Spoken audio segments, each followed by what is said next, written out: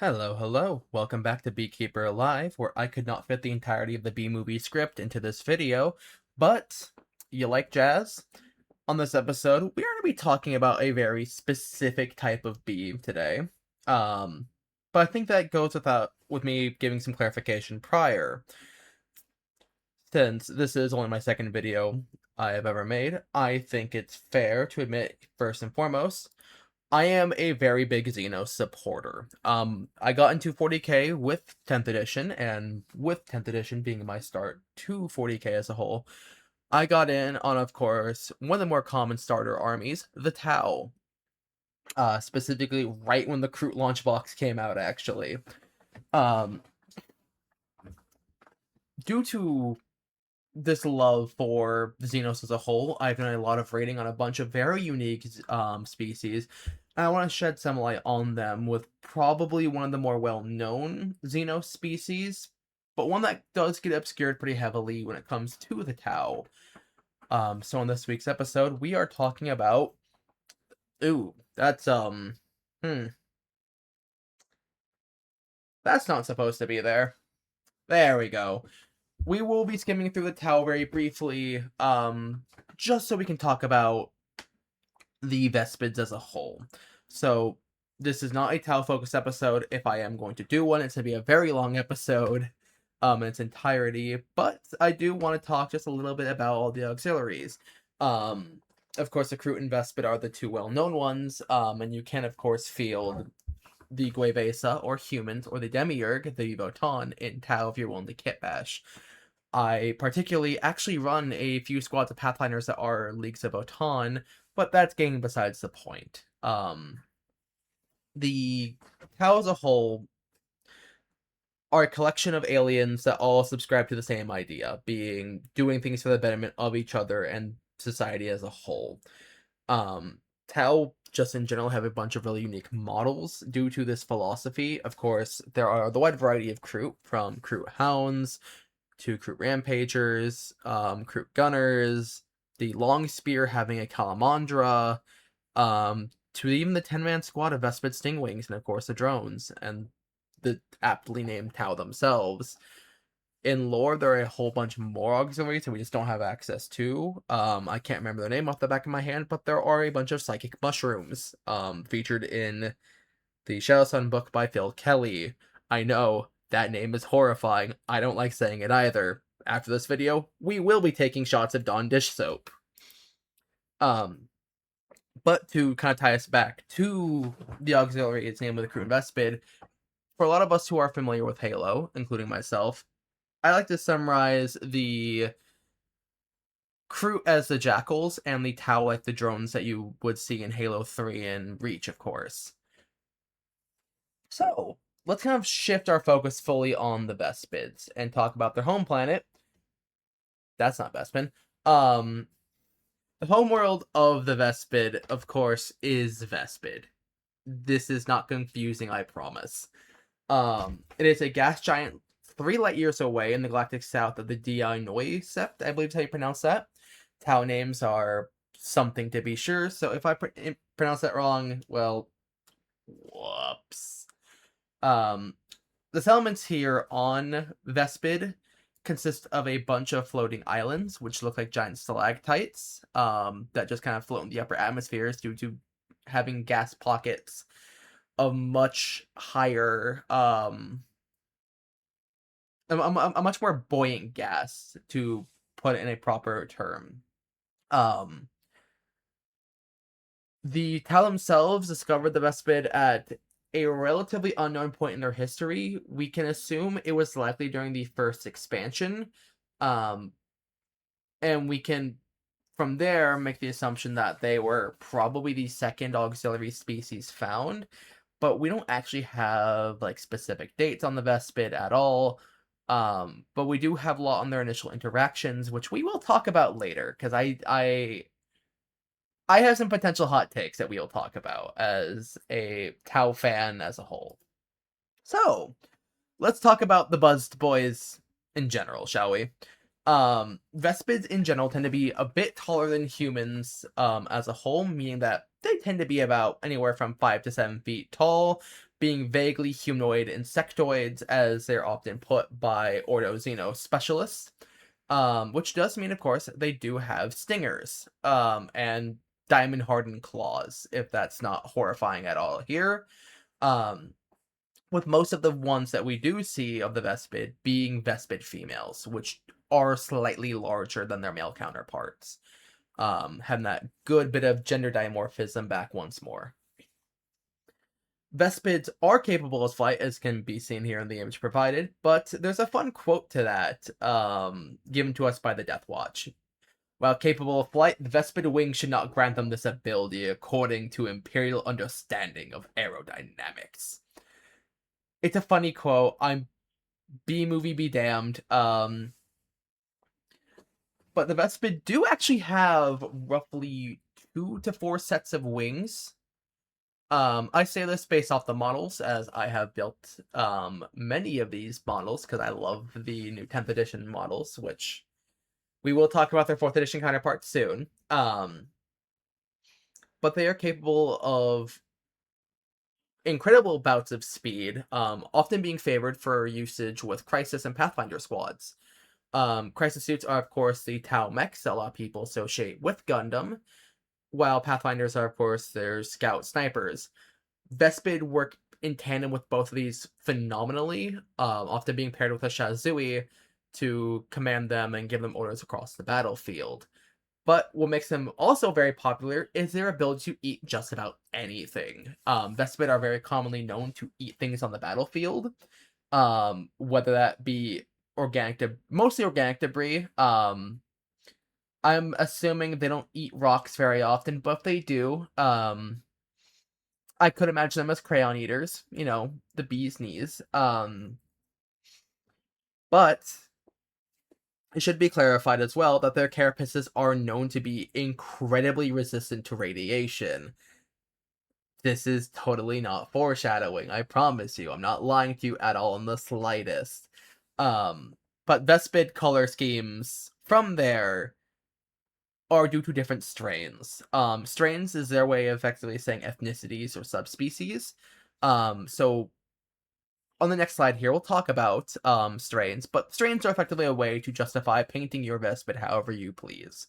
My Vespid are painted off of a very popular scheme I have seen online, which is effectively just painting them like bumblebees. I think it's a very fun idea, and I encourage anyone, whether you're new to 40k or just a long-time veteran, paint how you want to paint. If you want to paint your Vespid like bees, or you want to paint them like ladybugs, go ahead. Who's stopping you? No one. Um, you know, that's the fun part of the hobby, is we get to do this however we please. So let's talk about some of the strains real quick, shall we? Um, there is a whole bunch of strains, but we don't have a lot of official names for them, and a lot of the strains that we do know, we don't have official colors for them. Um, so let's talk about some of the ones that we do know, and I'll of course ramble off about some as well. So first off, we do have the Elder Strain. The Elder Strain are the first ever Vespids we didn't know about. These are the models in the middle there. Those are from 4th edition, so roughly 2006. Frankly, they have not aged the greatest, and while their color scheme is actually one of my favorites, I do like the blue and orange that they do sport. GW has recently put out another official scheme referred to as the Iridescent Nova. This was done by one of their painters, which can be seen on the left here, consisting of a sort of blue and purple color scheme,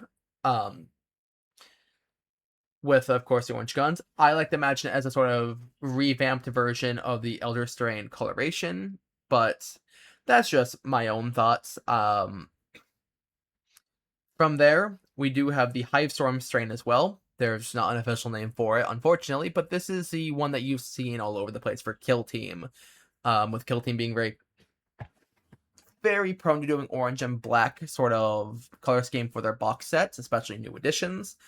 The Vespid getting the all orange with sort of yellowy, fleshy bits and sort of a tan wing coloration just really fits the box, and frankly, it's a really good color scheme for them. Tau in general, you're gonna have very colorful looking armies just due to all the auxiliaries you have.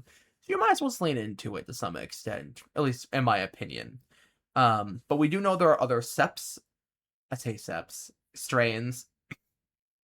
strains of Vespid, namely the strain, which is described as being orange and black. We don't have photos of them to reference for how the Farsight bugs would look, but I like to imagine them as being kind of like all the fleshy bits being black, with more of a dark orangish red coloration to them. But hey, this is of course a means to make your own bugs, as I said earlier. So let's move back into the notion of the Vespids, their culture, their society, and more. In Tau language, the Vespid are referred to as the Amalcor, which effectively means winged insects, while the Imperium refers to them as the Stingwings, most likely due to the fear of their stingers, with records being known of the Imperium warning people that the stingers are just for show, even though they are filled with a very dangerous venom, which the Vespids themselves aren't actually fond of using. There's not much on whether or not they view it as it being disgraceful. However, it is commonly stated that they will try not to sting unless they have to, typically only doing it when backed into a corner. So, the Vespid themselves, with all this in mind, are actually a fairly peaceful race. Prior to the arrival of the Tau, the Vespid had long since made weapons of mass destruction, but never developed space travel. Because of these weapons of mass destruction, likely based upon their crystal tech, they effectively sell into a bunch of nations that have since all banded up together to effectively work with the Tau in their own different ways, supplying them with various warriors from their strains. Their technology, expanding upon this further, is also very unique in the setting. For those of you familiar with the Eldar, how the Eldar will use their psychic powers to fire their guns psychically, which is why Space Marines should not be able to use them. I'm looking at you, Deathwatch. I have seen you use shuriken weapons, and you should not be able to fire them. Anyways, the Vespids themselves use the vibration of their wings to harmonize with their crystals.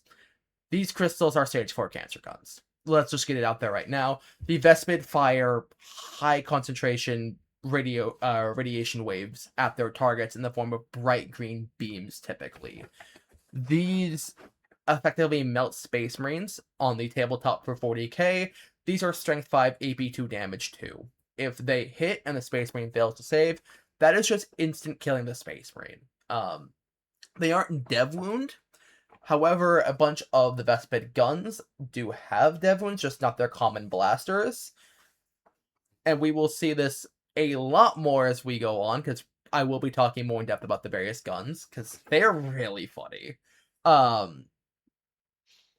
But seeing what these crystals were capable of, the Tau were far more determined to do more than just trade for them, wanting to get, the Vespid under their empire. So the Earthcast was assigned to eventually make the mask. The mask can be seen in the image provided to our right. These masks help allow the Vespid to communicate with the Tau, since it's highly implied the Vespid have a sort of tonal language, being comprised of guttural noises. But the Vespids don't exactly know how to speak Tau, and the Tau don't know how to speak Vespid.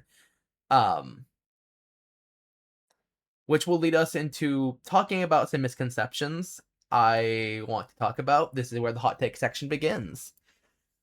The helmets are often viewed as being mind control devices by a lot of old guard 40k fans, and I can see why. I don't necessarily agree with this opinion, and 40k is open to a lot of interpretation. The Kill Team release makes me believe that they are not mind control devices, and instead just communication devices, with the drones being used by the Shasuis to help direct the Vespids due to their hive mind mentality. The Vespids do act like bees, or wasp, hence the title of Vespid.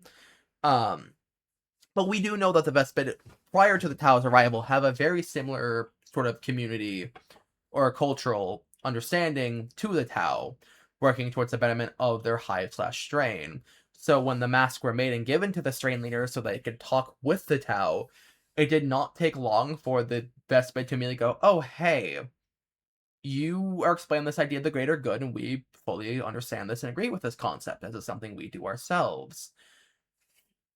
Um, and so just give us a bit, let me go talk with our leaders, and we'll get back to you on this.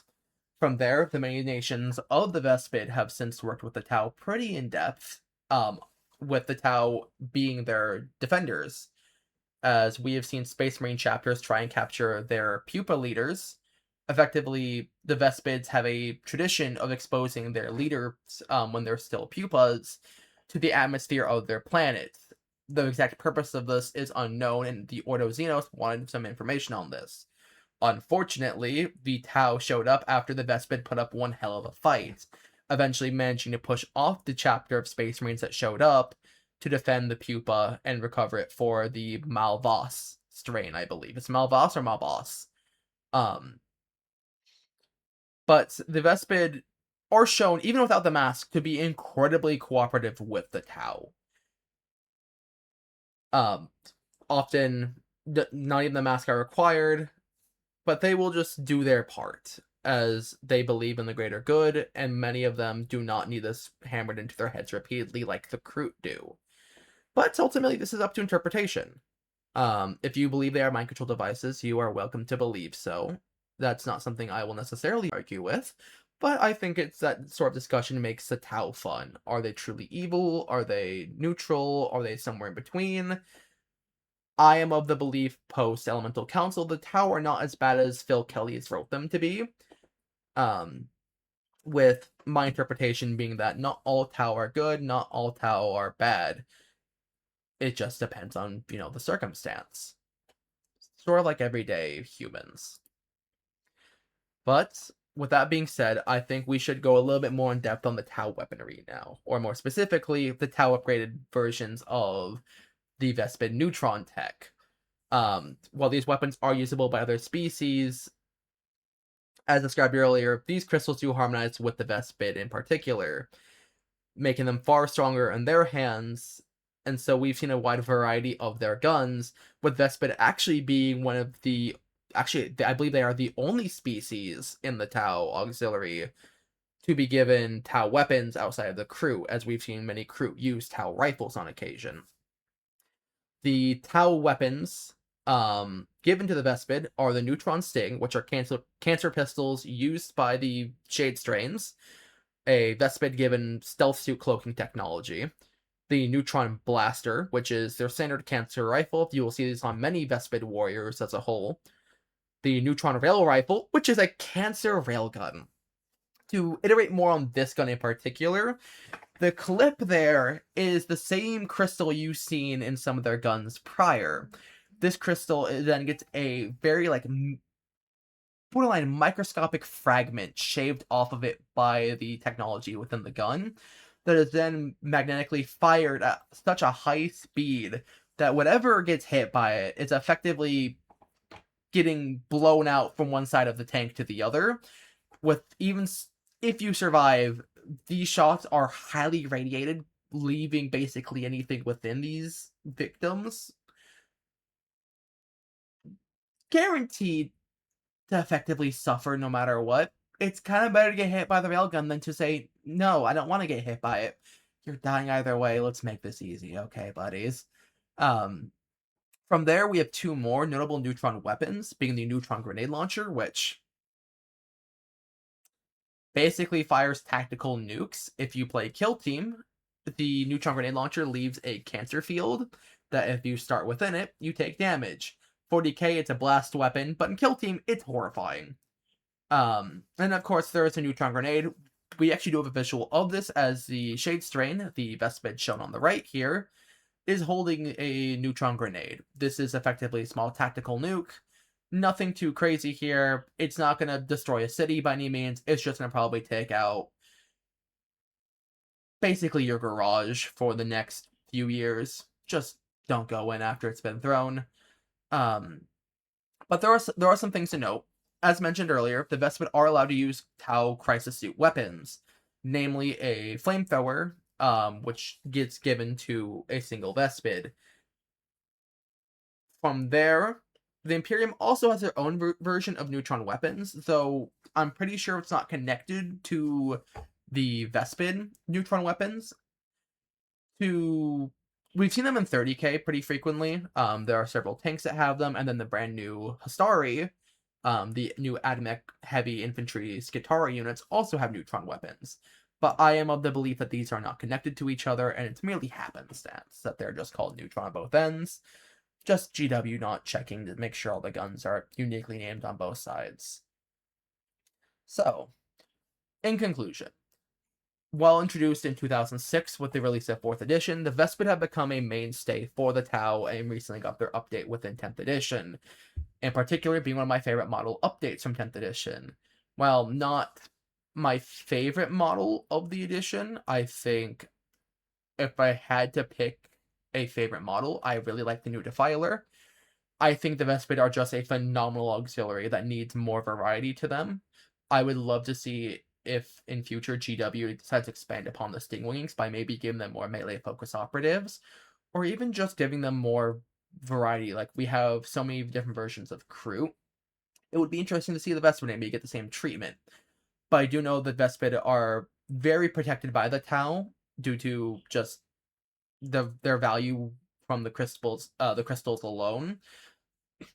But also, they're just shown to have a very strong camaraderie. They have very good connections with the Firecast Shazui. And so I doubt that we'll really see them get too heavily expanded upon in the future, but it'd be fun to see nonetheless. But speaking of the other auxiliaries, the Vespid do really hate the crew, describing it as being a complete incompatibility of species, but due to the fact that the crew are willing to work for the Tau for the greater good, the Vespid just put up with it in the short term. So, as we kind of close up this video and this fun little discussion on the Vespid, I would like to also point out that Vespidae, a Latin term for wasp and bees, is a very on-the-nose name by GW. Let's not pretend that this isn't clever in the slightest. It's pretty straightforward. But hopefully next time, maybe we'll delve into the Chalnath sector, the focal point of Hivestorm Kill Team, and perhaps an interesting conversation about the Vespid's first notable engagement in 10th edition and the Tempestus Aquilons. Thank you so much for popping in. Please like, share the video, subscribe, and have a wonderful rest of your day. This is Baker Breaker Live, and I will see you later.